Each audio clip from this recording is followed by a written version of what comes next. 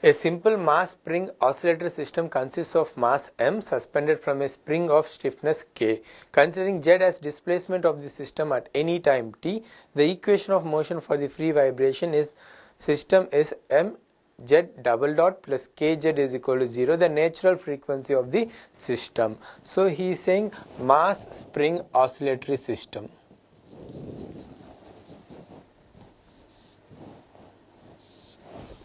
Mass spring oscillatory system, stiffness of spring is k, m represents mass of the system, m represents mass of the system, k represents stiffness of the system. So from this he is saying there is an equation m z double dot plus kz is equal to 0. This represents z as the displacement, this represents the equation of motion. I can write as z double dot plus k by m z is equal to 0. Z is equal to 0.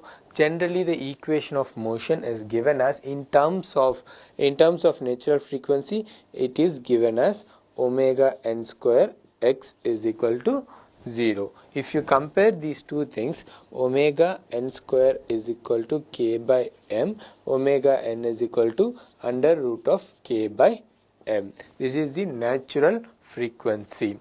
You know, these type of questions you can attempt by using the units concept also. That means if you know the units of k, if you know the units of m, you can get the answer directly. This is the concept, and if you are going from the options, you can see from the units you can get these values. So there are different options. A is k by m, B is under root of m by k, C is under root of k by m, D is equal to m by k, and finally option is C under root of k by m. Thank you.